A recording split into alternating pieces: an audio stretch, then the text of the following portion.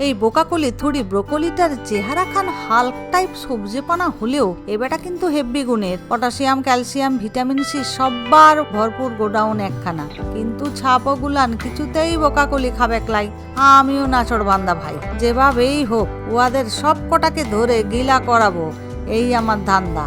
যাই হোক, বোকাটার খান কতক ফুল ছিঁড়ে লিয়েছি খপা খপা সব করে। এরপরে চান টান করায়ে গ্যাসে গরম জল বসাইছি, লবণও দিয়েছি। জলে টকবোকানি চালু হলেই গ্যাস বন্ধ কইরে ফুল কটাকে ভাসায়ন দিছি জয় মা গঙ্গা বলে। এবারে দরজা বন্ধ কইরা অপেক্ষা। মিনিট 5 পর বোকাকলি স্টিম ভাত নিয়ে আরো ঘন সবুজ হয়ে বেরোলো। হাওয়া খেয়ে তাড়াতাড়ি ঠান্ডা হয়ে পড় রে বাবা।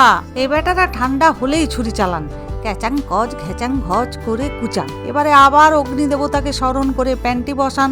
অল্প সর্ষের তেল দিয়ে ব্রোকলি কুচিদের সবজিপনা কমিয়ে হালকা সোনালি করে ভেজে তুলুন। এরপরে 2টো ডিমকে দরজা ভেঙে বাটিতে বার করে আনুন।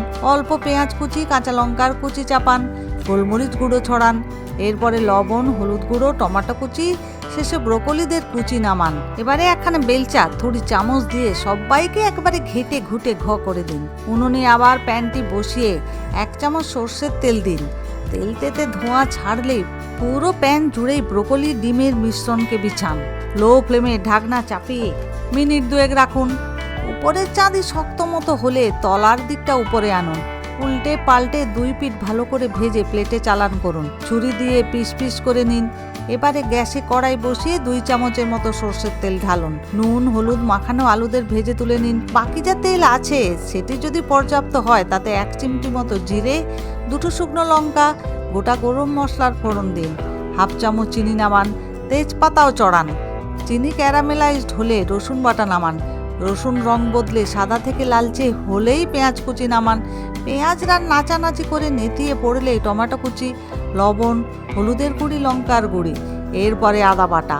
অল্প জল দিয়ে চাপা খুলে মশলাটা কষান। মশলাখান কষিয়ে একেবারে তেল বার করে ছাড়ুন। এরপরে ভাজা আলুদের কড়াধামে চালান করুন। মিনিট খানেক মশলার সঙ্গে আলুদের মারপিট করিয়ে গরম জলটি ঢালুন। ব্যাস, দরজা বন্ধ করে দিন। মিনিট 5-7 বাদে দরজা খুলে চেক করুন আলু বেটি গরমে নরম হলো কিনা। নুন ফুন চেক করে নিন। ব্যাস স্টেজ রেডি একেবারে। হিরোকে ডাকুন, যা বেটারা নেমে যা ঝোলে। মাটি চাপান।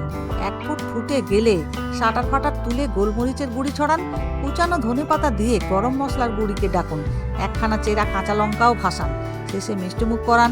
কিছুক্ষণ দাঁড় করিয়ে রাখুন। আরে বাবা, স্ট্যান্ডিংয়ে রাখুন। এরপরে গরম ভাতের সাথে সার্ভ করে দেখুন। বড় মেজো সেজো ছোট সবাই সোনামুখ করে সবটাই সাবার করে দিয়েছে।